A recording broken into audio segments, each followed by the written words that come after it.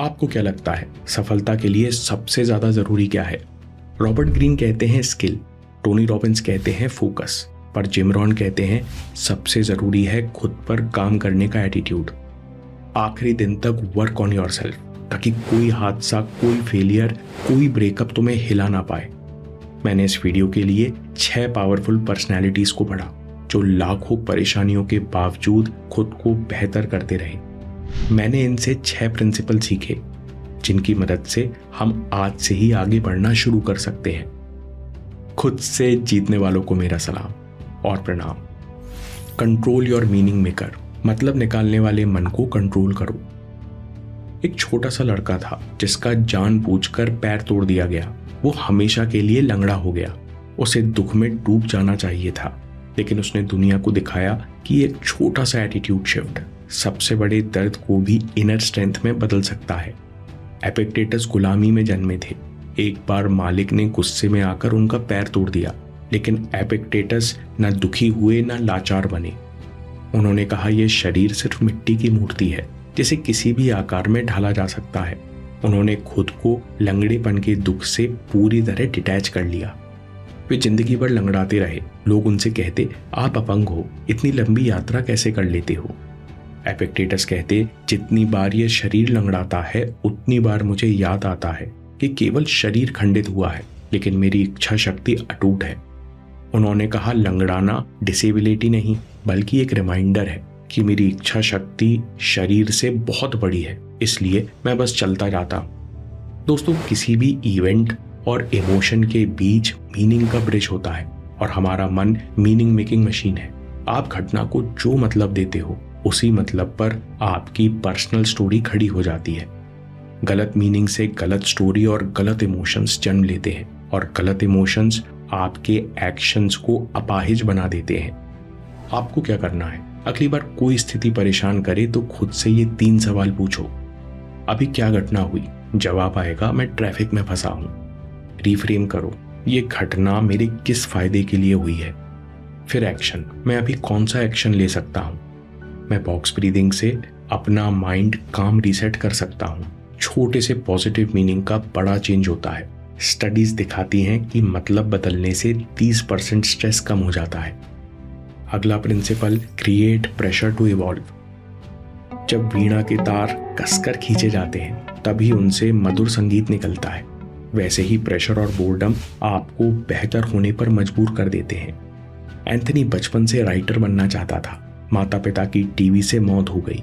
छोटे भाई बहनों की जिम्मेदारी 12 साल के लड़के पर आ गई। 2 जॉब्स के बीच उसे पढ़ने लिखने का समय ही न मिलता। फिर एक दिन उसने निश्चय किया कि मैं हर रात काम से आने के बाद 500 शब्द लिखूंगा और 1 साल में एक किताब लिख दूंगा। लेकिन थकान के कारण वो लड़का ये रूटीन जारी ना रख पाया और 8 महीने ऐसे ही निकल गए। फिर एक दिन अचानक उसने निश्चय किया, बहुत हो गया, अब मैं हर रात बैठूंगा और 15 मिनट में 250 शब्द लिखूंगा और कुल 3 बार ऐसा करूंगा, यानी हर रात मैं टोटल 750 शब्द लिख दूंगा। उस लड़के ने लगकर मेहनत की और 3 साल में किताब तो लिख दी, लेकिन वो बहुत ही बुरी थी।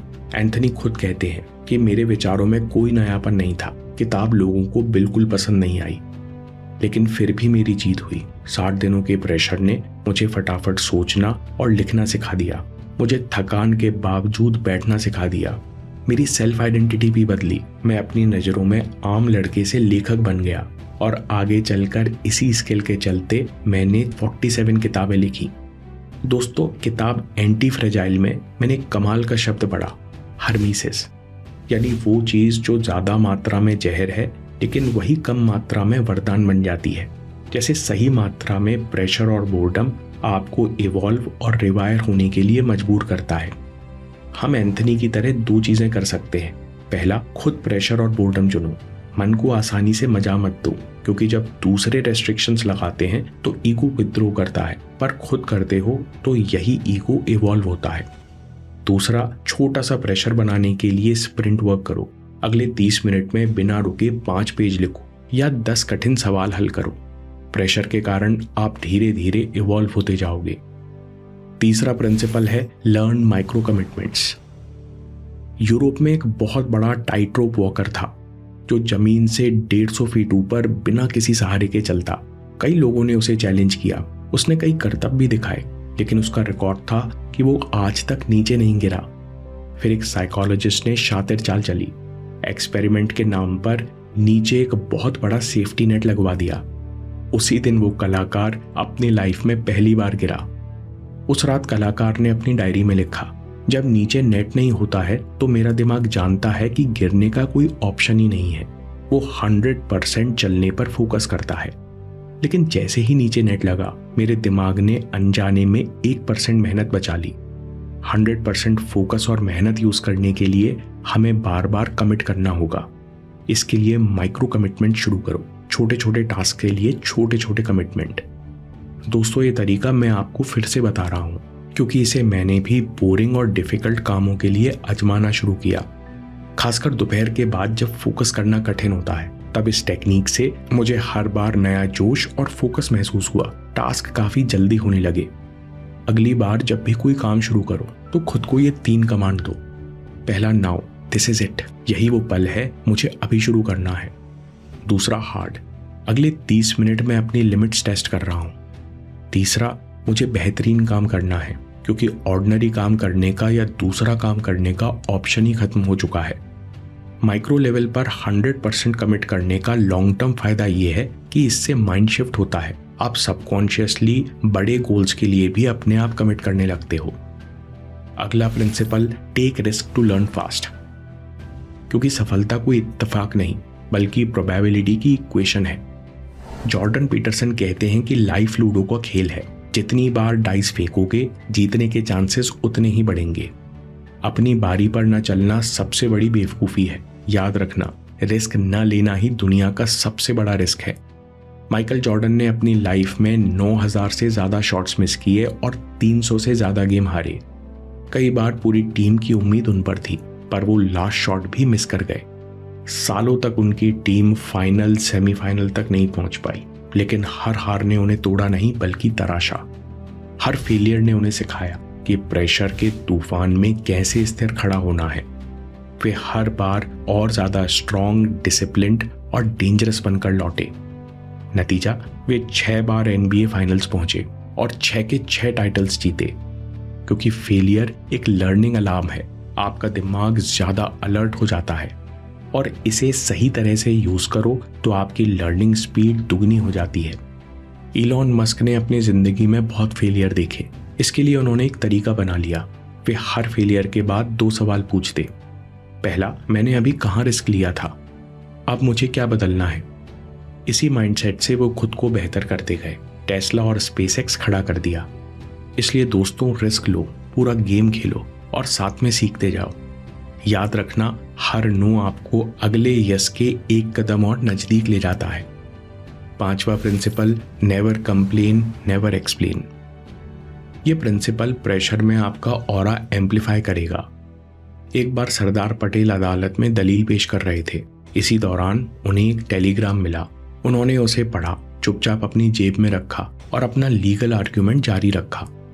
घंटों बाद जब कोर्ट की कार्रवाई खत्म हुई, तब लोगों को पता चला कि उस टेलीग्राम में उनकी पत्नी के निधन का समाचार था। न उन्होंने शिकायत की, न सफाई दी। उनका कर्तव्य और खामोशी उनके फौलादी कैरेक्टर की प्रमाण था।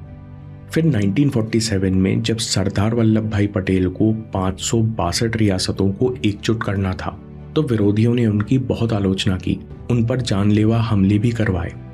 लेकिन सरदार वल्लभ भाई पटेल ने कभी शिकायत नहीं की, कोई भी स्पष्टीकरण नहीं दिया। उन्होंने खामोशी से हैदराबाद और जूनागढ़ को इंटीग्रेट कर दिया। अब इसे अपनी लाइफ से रिलेट करके देखो। हम प्रेशर में कंप्लेन करते हैं, गलती होती है तो एक्सप्लेन करते हैं, लेकिन सच ये है कि जितनी बार आप एक्सप्लेन करते हो उतनी बार अपने आसपास नेगेटिव फ्रीक्वेंसी क्रिएट करते हो। आपका ऑरा कमजोर हो जाता है। स्टोइक्स कहते हैं इससे आपकी वीकनेस और नेगेटिव थिंकिंग सबके सामने एक्सपोज हो जाती है, फिर लोग आपका रेस्पेक्ट नहीं करते। अब पैटर्न ब्रेक करो। प्रेशर में रिएक्शन नहीं, रिस्पॉन्स दो।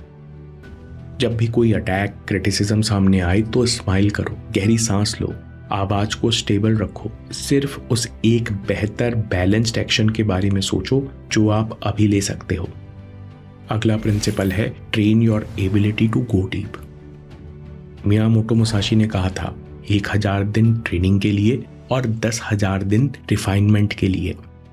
खुद पर आखिरी दिन तक काम करने का मतलब ये नहीं कि सिर्फ नई नई चीजें सीखते रहो, बल्कि ये कि किसी एक मीनिंगफुल स्किल, एक क्राफ्ट या एक इनर क्वालिटी को सालों तक निखारते रहना। बार बार वही अभ्यास, वही करेक्शन, वही रिफाइनमेंट।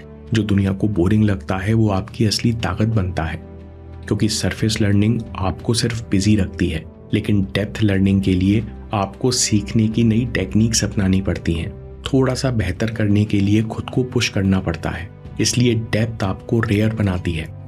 प्रैक्टिकल टिप, एक स्किल चुनो, 30 दिन तक उसी पर डीप वर्क करो। रोज थोड़ा सीखो, थोड़ा सुधारो और दिन में एक बार सोचो इसको थोड़ा सा और बेहतर करने के लिए मैं कौन सी टेक्निक यूज करूं, कौन सा नया अभ्यास करूं। जो इंसान गहराई में उतरना सीख जाता है वही सच्चाई में आखिरी दिन तक खुद को बिल्ड करता है। दोस्तों, समरी में सबसे पहले control your meaning maker. Event और इमोशन के बीच में मीनिंग का पुल आप बनाते हो। अच्छा मतलब निकालोगे तो अच्छी कहानी, अच्छे इमोशंस और अच्छे एक्शंस पैदा होंगे।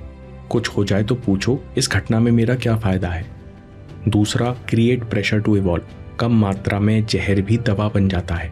प्रेशर और बोर्डम दोनों आपको इवॉल्व होने पर मजबूर करते हैं, इसलिए खुद प्रेशर क्रिएट करो। ईगो विथड्रॉ करने की जगह इवॉल्व करेगा। Learn micro commitments. कमिटमेंट में 1% की कमी भी आपकी परफॉर्मेंस गिरा देती है, इसलिए नाउ हार्ड इंपॉर्टेंट बोलकर तुरंत काम शुरू करो। अगला principle, take risk to learn fast. जितनी बार डाइस फेंकोगे जीत की प्रोबेबिलिटी उतनी बढ़ेगी। हर बार फेलियर के बाद पूछो इस एक्सपेरिमेंट में क्या रिस्क थे, मैंने क्या सीखा, अगली बार क्या बदलूं। नेवर कंप्लेन, नेवर एक्सप्लेन, क्योंकि ये आपके एनर्जी और ऑरा कमजोर कर देती है। मजबूत कैरेक्टर प्रेशर में भी शांत एक्शन से जवाब देता है। क्रिटिसिज्म आए, smile, deep breath, next balanced action. अगला principle, train your ability to go deep. Depth learning आपको रेयर बनाती है। एक स्किल चुनो, 30 दिन डेली डीप प्रैक्टिस करो। दोस्तों, आप बिना बर्नआउट हुए हाई इंटेंसिटी से काम कर सकते हो और हर दिन के डेली टारगेट्स पूरे कर सकते हो। ये सीखना चाहते हो तो टाइम पिरामिड के 4 रूल्स अपनाओ। मैं काम के किस्से लाता रहूंगा। हिम्मत, हरकत, होशियारी, हम जीतेंगे।